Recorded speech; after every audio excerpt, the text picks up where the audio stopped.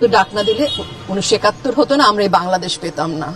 আমরা অকৃতজ্ঞ না, আমরা এই বাংলাদেশকে ভালোবাসি, আমরা বঙ্গবন্ধুকে ভালোবাসি। আমি যাব, আমরা যাব, আমরা সবাই যাব ধানমন্ডি 32-এর ওই পোড়া বাড়িতে গিয়েই আমরা শ্রদ্ধা জানাবো। এখন আমাদের সামনে শুধুই 15ই আগস্ট, ধানমন্ডি 32, আমরা সেখানে যাব, সবাইকে ডাকছি আসুন। ঠিক আছে, ঠিক আছে, তো প্রচুর তো আবেগ দেখাচ্ছেন। আসেন আমরা দেখি শেখ মুজিবের স্থান আমাদের ইতিহাসে কোথায় হবে। আজকে সেই পর্যালোচনা করব। 1971 সালে আমাদের দ্বিতীয় স্বাধীনতার আগে, মানে 1971 দ্বিতীয়, 47 আমাদের প্রথম স্বাধীনতা, 71 দ্বিতীয়, আর 24 তৃতীয় স্বাধীনতা। এবং 1971-এর এই দ্বিতীয় স্বাধীনতার আগে এবং পরে শেখ মুজিবের রাজনৈতিক জীবন পর্যালোচনা করলে আমরা একটা ইন্টারেস্টিং বৈপরীত্য দেখতে পাই। পাকিস্তান আমলে তিনি ধীরে ধীরে হয়ে ওঠেন গণতান্ত্রিক আন্দোলনের নেতা। দাবি করা হয় যে তিনি গণতান্ত্রিক আন্দোলন করে বাঙালি জাতিসত্তার মর্মবাণী অনুধাবন করতে সহায়তা করছেন। এটা ঠিক যে তিনি 6 দফার আন্দোলন করছিলেন। তার প্রথম দফাতেই ছিল একটা গণতান্ত্রিক শাসন পদ্ধতির প্রবর্তন দাবি করা। সেই দফায় বলা হয়েছিল লাহোর প্রস্তাবের ভিত্তিতে সংবিধান রচনা করে পাকিস্তানকে একটি ফেডারেশনে পরিণত করতে হবে, যেখানে সংসদীয় পদ্ধতির সরকার থাকবে এবং প্রাপ্তবয়স্ক নাগরিকদের ভোটে নির্বাচিত আইন পরিষদ সার্বভৌম হবে। সুতরাং দেখা যাচ্ছে শেখ মুজিব প্রথম স্বাধীনতা যুদ্ধের আগে সংসদীয় পদ্ধতির পক্ষে ওকালিত করছিলেন এবং জাতির কাছে নিজেকে উপস্থাপিত করছিলেন গণতান্ত্রিক সংগ্রামের নেতা হিসাবে। 71-এর স্বাধীনতার পরে বাংলাদেশবাসী কি লক্ষ্য করলো? বিপন্ন বিস্ময়ে দেখলো গণতন্ত্রের ধ্বজাধারী মুজিব কি দ্রুততার সাথে সংসদীয় পদ্ধতিকে ছুঁড়ে ফেলা ফ্যাসিবাদী একনায়কতন্ত্র কায়েম করলো। সেই সময়ের বিরোধী রাজনৈতিক দলগুলোর সংখ্যা এবং শক্তি ছিল খুবই সীমিত এবং নগণ্য। সেই অল্প সংখ্যক সীমিত কণ্ঠ তার সহ্য হয়নি। সকল রাজনৈতিক দলের বিলুপ্ত ঘটায় স্বৈর শাসক মুজিব অতি দ্রুতই প্রতিষ্ঠা করলেন কুখ্যাত বাকশাল। সংসদে বাকশাল অনুমোদনের মাত্র 15 মিনিটের মধ্যে নিয়ম বহির্ভূতভাবে প্রেসিডেন্ট পদে শপথ নিয়ে তিনি বনে গেলেন দেশের সকল ক্ষমতার একছত্র অধিকারী। তাকে অপসারণের কোনো ধারা রাখা হলো না। তার কীর্তিকলাপ এতটাই ভয়ঙ্কর ছিল যে তখন তাকে তাজউদ্দিন আহমেদ হিসাব করে দিয়ে বলছিলেন যে আপনাকে শান্তিপূর্ণ পথে অপসারণ করার পথ আপনি বন্ধ করে দিলেন। সেই সময়কার বাকশালের স্লোগান ছিল এক নেতা এক দেশ, বঙ্গবন্ধুর বাংলাদেশ। শেখ মুনি আরো এক ধাপ আগায় যেয়ে বলতেন জনতার শাসন নয়, মুজিবের শাসন চাই। অন্য সকল ফ্যাসিবাদী রাষ্ট্র এবং সরকারের মতো মুজিবের বাংলাদেশও হয়ে গেল এক দলের অধীনস্থ এক ব্যক্তির শাসন। একটা রাষ্ট্রের 3টা শাখা বা অংশ থাকে: নির্বাহী বিভাগ অর্থাৎ প্রশাসন, আইন বিভাগ অর্থাৎ সংসদ এবং বিচার বিভাগ অর্থাৎ আদালত। মুজিবের হাতে কুক্ষিগত হলো এই সবগুলি বিভাগ। তিনি নিজেই পরিণত হলেন রাষ্ট্রে। ঠিক একইভাবে হাসিনা পরিণত হয়েছিল অতি রাষ্ট্রে। এইভাবেই স্বাধীনতা যুদ্ধ পূর্বকালের গণতান্ত্রিক অধিকার আদায়ের সংগ্রামের নেতা মাত্র 4 বছরের কম সময়ের মধ্যে বাংলাদেশে ফ্যাসিবাদী একনায়কতন্ত্রের আইকন হয়ে উঠলেন। ফ্যাসিবাদের এমন একটা আইকন স্বদেশের গণতন্ত্র, মানবাধিকার, এমনকি স্বাধীনতা, সার্বভৌমত্ব, আঞ্চলিক অখণ্ডতার প্রতি কত বড় হুমকি সেটা তৎকালীন সমাজের সকলেই অনুধাবন করছিলেন। সেই কারণেই ফ্যাসিস্ট শেখ মুজিবের নিষ্ঠুর, আকস্মিক, রক্তাক্ত এবং মর্মান্তিক মৃত্যুতে দেশবাসী চমকিত হইলেও হাঁপ ছেড়ে বাঁচছিল এবং খুশিতে আনন্দে ফেটে পড়ছিল। এডিরে সাহেব এখন সেই পার্টি সং বাজান, যেই পার্টি সং আমাদের বাজানো উচিত ছিল 1975-এর 15ই আগস্টের পরে। সেই একদল বীর সেনানী, সেনাপতি এবং সৈনিকদের উদ্দেশ্যে যারা রাজতান্ত্রিক সমাজতন্ত্রের অন্ধ গলিতে ঢুকে পড়া দিশেহারা বাংলাদেশকে তখন মুক্তবাজার অর্থনীতি এবং গণতান্ত্রিক বিকাশের মুক্ত স্বাধীন পদে পুনঃস্থাপন করেছিল। এদের সকলেই ছিলেন 71-এর স্বাধীনতা সংগ্রামে অংশগ্রহণকারী বীর মুক্তিযোদ্ধা। আমরা তাদের অবদান এবং আত্মত্যাগের কথা ভুলে গেছি। ওই সকল বীরকে সঠিকভাবে মূল্যায়ন, স্মরণ, শ্রদ্ধা করতে ব্যর্থ হয়েছি বলেই এই প্রিয় স্বদেশ এখনো দুর্গতি থেকে বের হয়ে আসতে পারেনি। 15ই আগস্ট ছিল একটা বিপ্লব, যে বিপ্লবের ওনারশিপ কেউ নিল না, কিন্তু জনতা সেই বিপ্লবের নায়কদেরকে অভিষিক্ত করছিল রাজপথে উচ্ছ্বাস করে, উল্লাস করে। বাংলাদেশের ইতিহাসের নায়করা হলো উপেক্ষিত, আর সেটাই হয়ে উঠলো বিপ্লবকে সংহত না হতে দেওয়ার প্রথম ধাপ। বিপ্লব হয়ে গেল বেহাত। সে বিষয়টা আজকে আর আলাপ না করি, কিন্তু আমি অগাস্ট বিপ্লবের সমস্ত সেনানায়কদেরকে, সমস্ত সৈনিকদেরকে আমার বিপ্লবী সালাম জানাই। আজ আবার একটু হিসাব মিলায় দেখা যাক। স্বাধীন বাংলাদেশের প্রথম শাসক শেখ মুজিব কি কি মহা অপকর্ম করছিল। এসে সরকারিভাবে বিচার বহির্ভূত প্রথম হত্যাকাণ্ডটি ঘটে শেখ মুজিবের নির্দেশে। বিপ্লবী বামপন্থী নেতা সিরাজ শিকদারকে খুন করেই তিনি ক্ষান্ত হন নাই। জাতীয় সংসদে দাঁড়িয়ে দম্ভভরে চিৎকার করে ঘোষণা করছিলেন, কোথায় সেই সিরাজ শিকদার? তখনই দেখা গেছে শেখ মুজিবুর রহমান নিজেকে মানুষের বাঁচা মরার নিয়ন্তা ভাবতে শুরু করছিলেন। বিপ্লবী সিরাজ শিকদারকে খুন করার মধ্যে দিয়ে মুজিব বিচার বহির্ভূত হত্যা এবং খুন গুমের কালো হাত উদ্যত করছিলেন। শীঘ্রই তা বহুগুণে সম্প্রসারিত হয়েছিল তৎকালীন বৈষম্য বিরোধী সংগ্রামরত হাজার হাজার বাম প্রগতিশীল নেতা কর্মী সংগঠকদের দিকে। কেউ রেহাই যায় নাই। জাসদ থেকে শুরু করে সিপিবি আদর্শবান এমন সকল যুবকেরা তখন বিশ্বাস করত মুজিব জাতির সাথে প্রতারণা করছে, স্বাধীনতা যুদ্ধের মূল উদ্দেশ্যগুলি বিসর্জন দিছে, বিশেষ করে একটি সাম্যভিত্তিক গণতান্ত্রিক সমাজ প্রতিষ্ঠার লক্ষ্যের সাথে বিশ্বাসঘাতকতা করে ক্ষমতা কুক্ষিগত করছে। মুজিব আমলে তার তৈরি কুখ্যাত রক্ষী বাহিনীর হাতে নিহত হন প্রায় 30,000 তরুণ যুবক, যারা ছিলেন আজকে বাংলাদেশের চলমান ছাত্র আন্দোলনে অংশগ্রহণকারীদের মতোই আত্মোৎসর্গের জন্য প্রস্তুত অকুতভয় তরুণ সম্প্রদায়। মুজিব আমলেই শুরু হয় নির্বাচনী কারচুপি। 1973 সালে বাংলাদেশে প্রথম সংসদ নির্বাচন অনুষ্ঠিত হয়। সেই নির্বাচন কেমন হয়েছিল তা জানার জন্য আবুল মনসুর আহমেদের কাছ থেকে শুনি। উনি লিখতেছেন, শেখ মুজিব প্রবীণ ও দক্ষ পার্লামেন্টেরিয়ানদেরকে পার্লামেন্টে ঢুকিতে না দিবার জন্য সর্বশক্তি নিয়োগ করিলেন। আমি দেখিয়া খুবই আতঙ্কিত ও চিন্তাযুক্ত হইলাম যে নির্বাচন চলাকালে আওয়ামী নেতৃবৃন্দ অপোজিশনের প্রতি যে মনোভাব অবলম্বন করিয়াছিলেন সেটা সাময়িক অবিবেচনা প্রসূত ভুল ছিল না। তারা যেন নীতি হিসাবেই এই পন্থা গ্রহণ করিয়াছিলেন। নির্বাচনের ফলে অপোজিশন একরূপ শূন্যের কোঠায় পৌঁছাইছিল। আবুল মনসুর আহমেদ ইনি ছিলেন শেখ মুজিবের রাজনৈতিক গুরু এবং আমাদের মাহফুজা নামের বাবা। সে নিশ্চিতভাবে জিততো, আওয়ামী লীগ নিশ্চিতভাবে জিততো বা সংখ্যাগরিষ্ঠ হইতো, তাও কেন এই ঘৃণিত কারচুপি সে করলো? এটা নিয়ে অনেকেই বিস্মিত হয়েছিলেন, কিন্তু উত্তর পান নাই। আজ আমরা সেই উত্তর শুনবো। কেন নিশ্চিত বিজয় যেন কারচুপির পথে শেখ মুজিব অগ্রসর হয়েছিল। আওয়ামী লীগ পাইছিল 300-র মধ্যে 292টা। 10টা সিটের কম পাইলে সরকারিভাবে পার্লামেন্টে বিরোধী দল হওয়া যায় না। ফলে বাংলাদেশে মুজিবের প্রথম এবং একমাত্র নির্বাচনে সৃষ্ট পার্লামেন্টে কোনো বিরোধী দল ছিল না। এটা আমরা কেউ জানি না। পরবর্তীতে একদলীয় ব্যবস্থা প্রবর্তনের প্রাথমিক পদক্ষেপ ছিল এটা। তার মানে সামান্যতম সংসদীয় বিরোধিতা সে টলারেট করবে না। সেই জন্যই সে নীতি হিসেবে গ্রহণ করছিল, যেটা নিশ্চিত হওয়া সত্ত্বেও বিপুল ব্যাপক কারচুপির মাধ্যমে সংসদে 292টা আসন নেওয়া যেন কোনোভাবে কোনো সংসদীয় বিরোধী দলও না থাকে। একই কাজ করছিল আমাদের গত জার্মি নির্বাচনে হাসিরাম মুজিবের মাইয়া। মুজিবের আরেকটা কুকর্ম ছিল লুটপাটের রাজত্ব কায়েম করা। তার দল পরিবারের লোকজন দুস্থ অসহায় সংখ্যালঘুদের সহায় সম্পত্তি, বাড়িঘর দখল, রেশন কার্ড, পারমিট বাণিজ্য, চোরাচালান, খাদ্যদ্রব্যের মজুতদারি, এই সমস্ত অপরাধমূলক কাজকে মূল অর্থনৈতিক এবং বাণিজ্যিক কর্মকাণ্ড হিসেবে প্রতিষ্ঠা করছিল। তখনকার রাজধানী ঢাকার দুর্দশাগ্রস্ত এক রাতে তার বড় ছেলে শেখ কামাল সাঙ্গপাঙ্গ নিয়ে দেশের কেন্দ্রীয় ব্যাংক এলাকায় মানে মতিঝিল এলাকায় পুলিশের গুলি খায় হাসপাতালে ভর্তি হয়েছিল। কি করতে গেছিল আপনারাই বুঝে নেন। ডাকসুর নির্বাচন পর্যন্ত নিশ্চিত হার যায় না, ব্যালট বাক্স চিন্তাই করছিল। এই শেখ কামাল শেখ মুজিবের কুপুত্র একটা ঝুট খোলা জিপ নিয়ে দাপায় বেড়াইতো তার গুন্ডা বা সঙ্গীদের নিয়ে সারা ঢাকা, যারে পাইতো তারাই তারা করতো। আহমেদ সফারে তারা করছিল নিউ মার্কেট এলাকায়, তারা করছিল আহমেদ সফা, জানিয়া দৌড় দিছিল এই শেখ কামাল। শেখ মুজিব গোপালগঞ্জ থেকে আসা সামন্ত প্রভুর মতো করে দেশ চালাইতে চাইছিল। তিনি হয়তো নিজেকে গোপালগঞ্জের রাজবংশের প্রতিদ্বন্দ্বী মুসলিম শাসক মনে করতেন। এমনই ছিল তার জ্ঞান গরিমার সর্বোচ্চ স্তর। কোনো লেখাপড়া জানতো না, কিছু লেখাপড়া করে না। তার সাথে জেল খাটছে এরকম একজনের কাছ থেকে আমি শুনছি, আমি আর নাম না কই আর কয়াই দিই, ওই যে মূলধারা 71-এর লেখক। উনি বলছিল আমাকে যে শেখ মুজিব একটা বই নিয়ে যায় জেলখানায় যাওয়ার সময়, আর ওই বইয়ের 1 পৃষ্ঠা সারাক্ষণ পড়ে এবং জেল থেকে বের হওয়ার সময় ওই 1 পৃষ্ঠা সে শেষ করতে পারে না। ও দেখায়, কেউ আসলে দেখা বই খুলে দেখায় যে আমি বই পড়েছি, আর ওই 1 পৃষ্ঠা সে জীবনে শেষ করতে পারে না। এই হচ্ছে ওর জ্ঞান গরিমার স্তর। মুজিবের অর্থনৈতিক নীতি দেশকে এতই ভয়ঙ্কর পরিস্থিতির মধ্যে ফেলছিল যে 1974 সালে বাংলাদেশ এক ভয়াবহ দুর্ভিক্ষে পতিত হয়েছিল। মুজিব সৃষ্ট সেই দুর্ভিক্ষে কয়েক লক্ষ দরিদ্র পীড়িত নিঃস্ব নিরীহ মানুষ মৃত্যুবরণ করছিল, আর দারিদ্র্যের সীমানার নিচে পতিত হয়েছিল 65% বেশি মানুষ।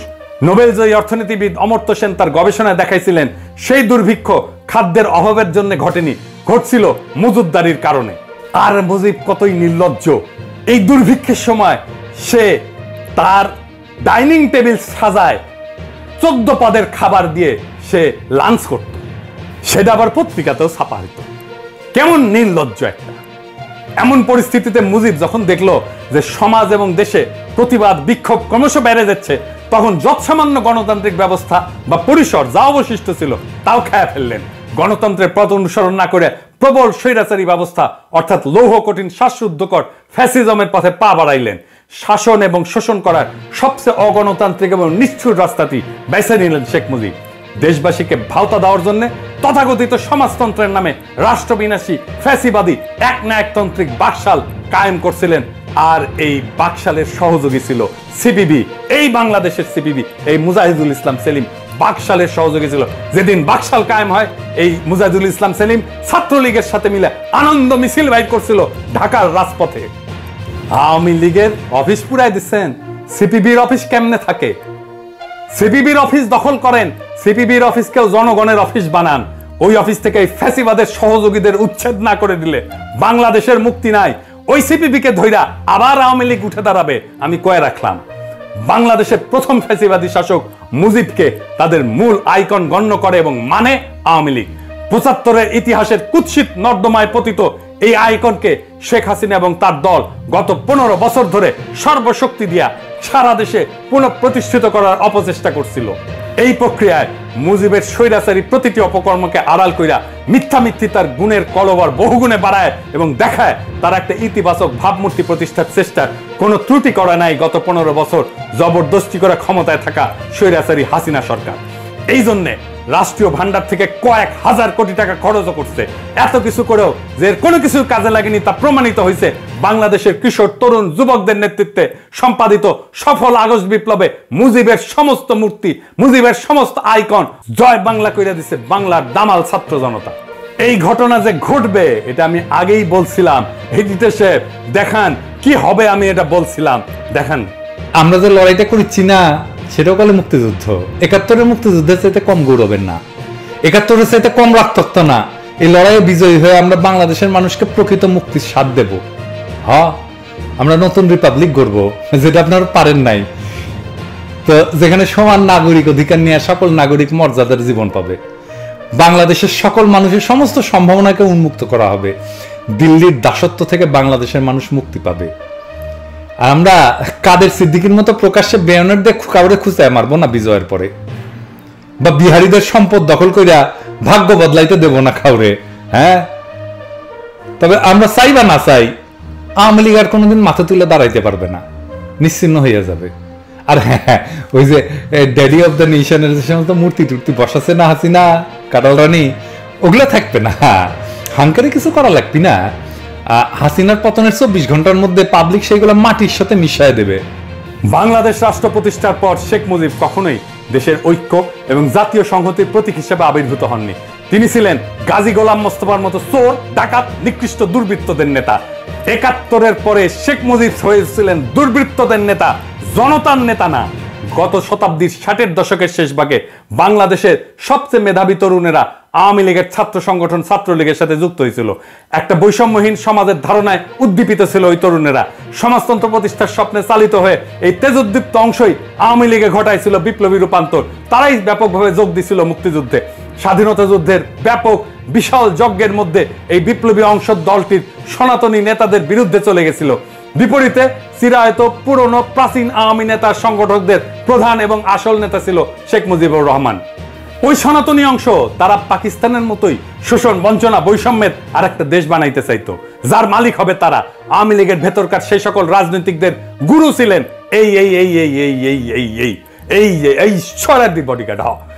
69-এর গণ অভ্যুত্থান, 70-এর সাধারণ নির্বাচন এবং 71-এর মুক্তিযুদ্ধের মধ্যে দিয়া যে আত্মত্যাগী বিপ্লবী অংশ আওয়ামী লীগকে রাষ্ট্র ক্ষমতা উপহার দিয়েছিল, মুজিব সরকারের দায়িত্ব হাতে পেয়ে তাদেরকেই সবচেয়ে বেশি অবজ্ঞা করছেন, ঠেলে দিচ্ছেন দূরে, বহু দূরে, নীতি নির্ধারণের সীমানার বাইরে। তাদের লালিত স্বপ্ন এবং আকাঙ্ক্ষার বিপরীতে তিনি সর্বশক্তি নিয়ে দাঁড়ায় গেছেন। নিজের ভাগিনা শেখ মুনিকে সর্বাধিক গুরুত্ব দিয়া ফ্যাসিবাদের ভ্রূণ সৃষ্টির এবং লালনের প্রথম পর্বের কাজ শুরু করছেন। শেখ মুজিব তার দলের পরীক্ষিত এবং সবচেয়ে সম্ভাবনাময় ৮০% তরুণ এবং যুবককে ঠেলে দিছিলেন বিরুদ্ধ পক্ষে। পর্যায়ক্রমে সেখান থেকে তার বিরুদ্ধে সংগ্রামরতদের সবচেয়ে বড় সংগঠন জাসদ জন্ম নেয়। মুজিব কখনোই দেশের ঐক্য এবং সংহতির প্রতীক বা ইউনিফাইং ফিগার ছিলেন না। সে ছিল সদ্য স্বাধীন দেশে চূড়ান্ত বিভেদ সৃষ্টিকারী ইন্ডিয়া অনুরাগী এক দেশদ্রোহী শাসক।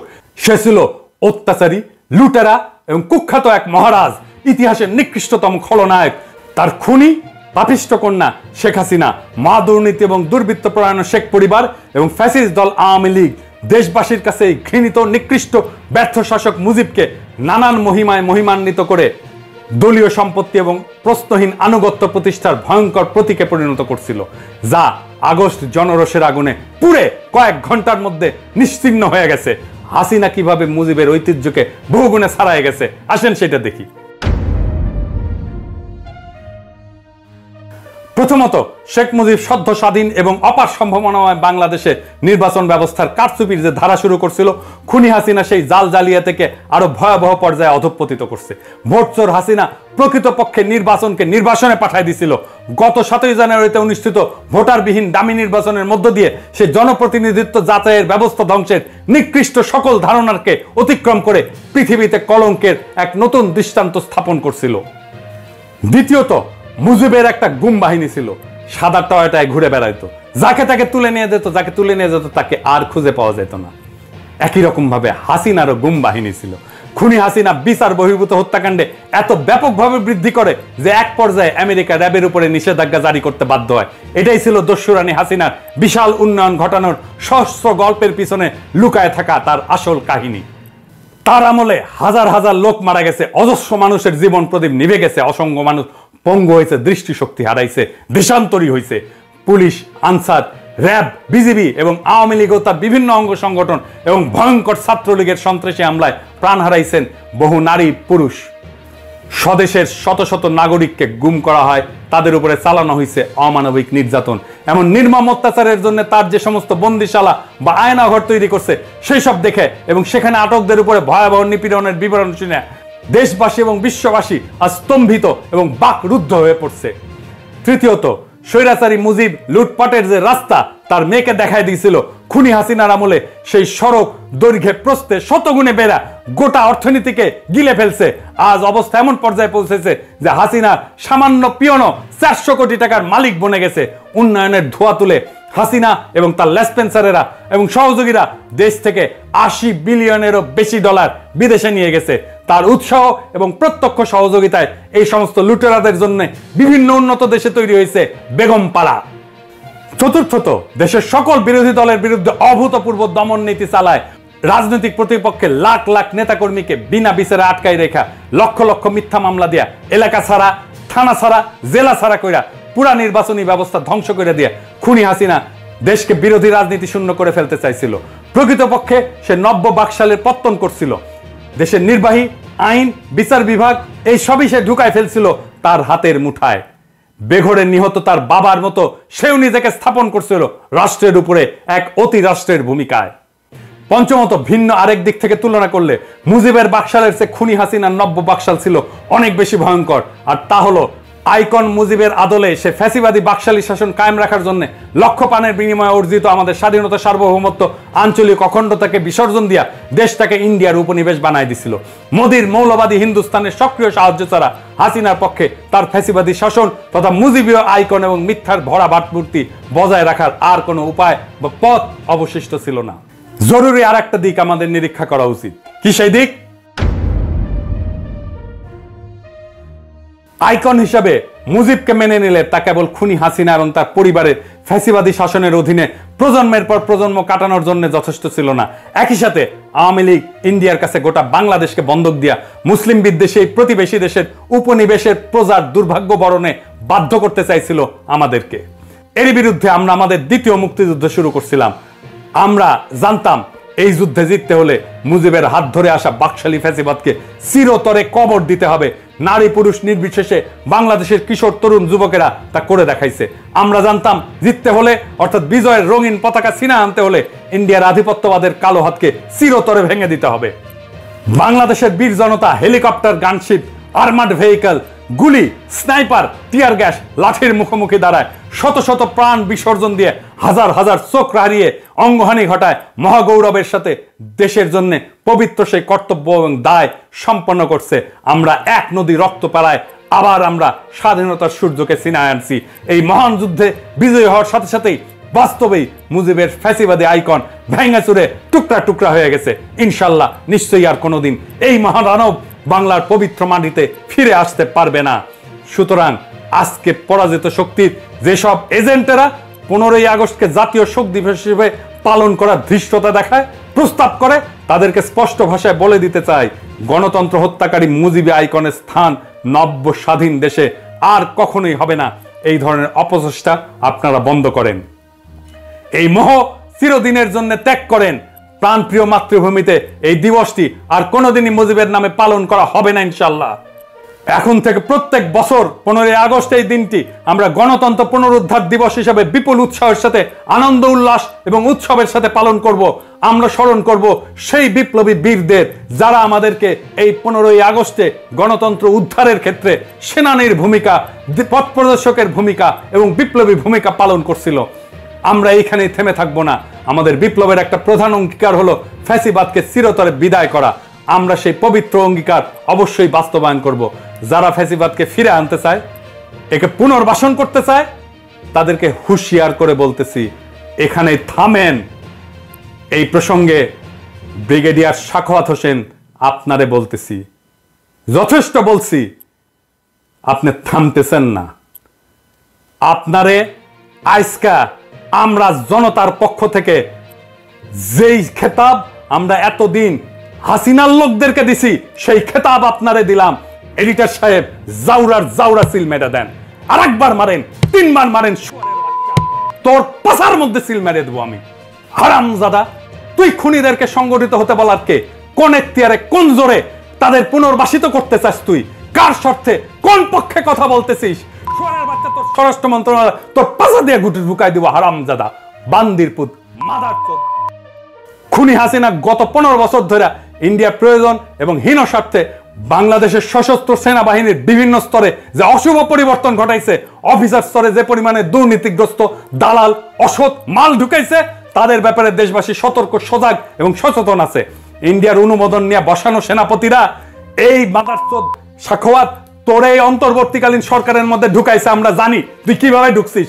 তোরে আজ শুনতে হবে সেই রাজপথ মহাসড়কের কথা, যেখানে জনতার মিছিল এসা দুঃশাসনের তক্তে তাও পুরাই দিছে, ওদের ঘৃণিত অপশাসনকে কবর দিছে।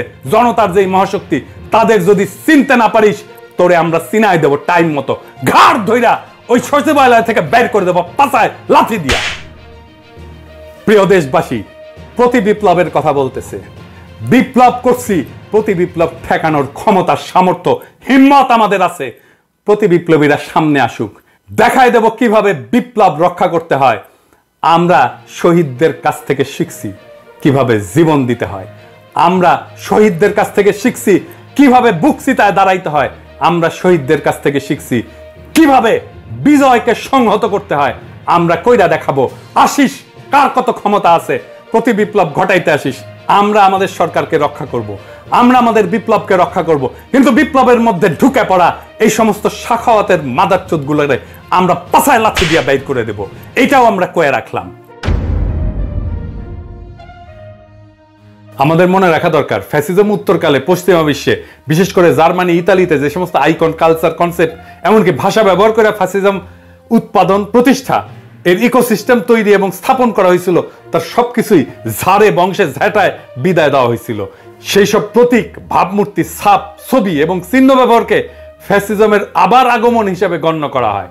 ফ্যাসিস্ট আওয়ামী লীগ এবং এর স্পিরিচুয়াল ফাউন্টেন হেড মুজিবের কল্লাকে বাংলাদেশে আর কখনো জায়গা দেওয়া হবে না। মহান সৃষ্টিকর্তা নিশ্চয়ই বাংলাদেশের মানুষের মধ্যে সেই তৌফিক দান করবেন, যেখানে মুজিবের নাম আছে, নিশানা আছে, গুড়ায় দেবেন বিপুল বিক্রমে। রাষ্ট্রীয় সম্পদ, শক্তি ব্যবহার কইরা ফ্যাসিবাদের মতাদর্শিক আইকন হিসেবে সারা দেশে সকল বেসরকারি, সরকারি প্রতিষ্ঠানে অজস্র মুজিব কর্নার, মুজিব বন্দনা, নানা চিহ্ন স্থাপন করা হয়েছে। সেই রীতি এবং সংস্কৃতি আর চলতে পারবে না।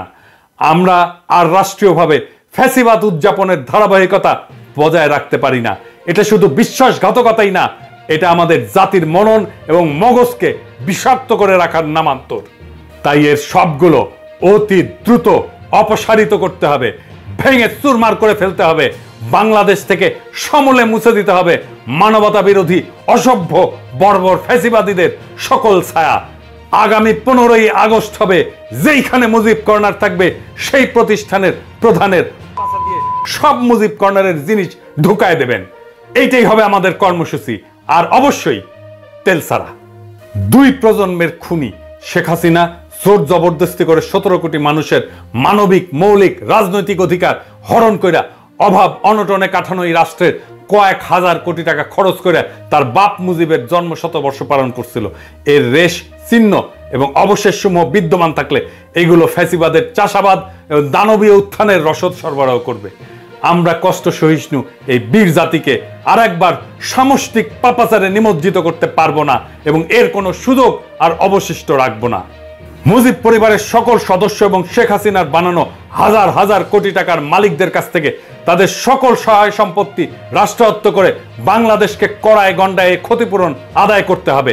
শেখ পরিবার, আওয়ামী লীগ এবং তাদের দোসরেরা নব্য স্বাধীন এই বাংলাদেশ গড়ার কোনো কাজেই লাগবে না, বরঞ্চ তারা নানাভাবে একে বাধা দিতে, অকার্যকর করতে এবং ব্যর্থতায় পর্যবেসিত করার সকল অপচেষ্টা চালাবে।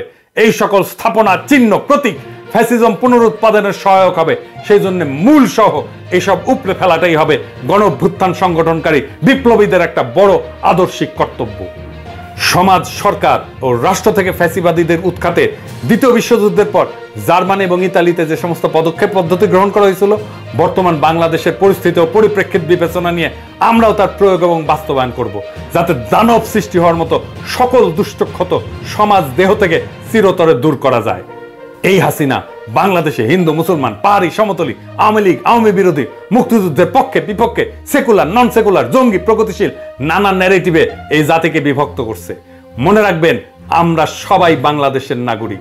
আমাদের সবার সমান অধিকার এই দেশের সম্পদে। আমাদের ঐক্যই আমাদের শক্তি, আমাদের বিভক্তি আমাদের পরাজয়। একজন পাহাড়ি নির্যাতিত হলে সেটা সংখ্যালঘু নির্যাতন নয়, সেটা নাগরিক নির্যাতন। একজন হিন্দু নির্যাতিত হলে সেটা সংখ্যালঘু নির্যাতন নয়, সেটা নাগরিক নির্যাতন। একজন শিবির ক্রসফায়ারে মারা গেলে সেটা হাসিনার মতে জঙ্গি দমন না, সেটা নাগরিক নির্যাতন। আমাদের এই নাগরিক পরিচয় বাদ দিয়ে আমরা যেন রাজনৈতিক প্রশ্নে আর অন্য কোনো পরিচয়কে ধারণ না করি। হিন্দু হিসেবে না, মুসলমান হিসেবে না, পাহাড়ি হিসেবে না, সমতলী হিসেবে না, আমরা আমাদের অধিকারের দাবি করব নাগরিক হিসাবে। গণতন্ত্র অর্জন, প্রতিষ্ঠা এবং রক্ষার এই নব পথযাত্রায় বিশ্বব্যাপী মানবিক মূল্যবোধ বিকাশের সকল ইতিবাচক শিক্ষা, জ্ঞান এবং অভিজ্ঞতা আমরা উদার চিত্তে গ্রহণ করব। ভালো এবং অগ্রগামী সকল কিছুই নব স্বাধীন বাংলাদেশ গড়ার কাজে আমরা ব্যবহার করব। নিশ্চয়ই সৃষ্টিকর্তা আমাদের সহায় হবেন।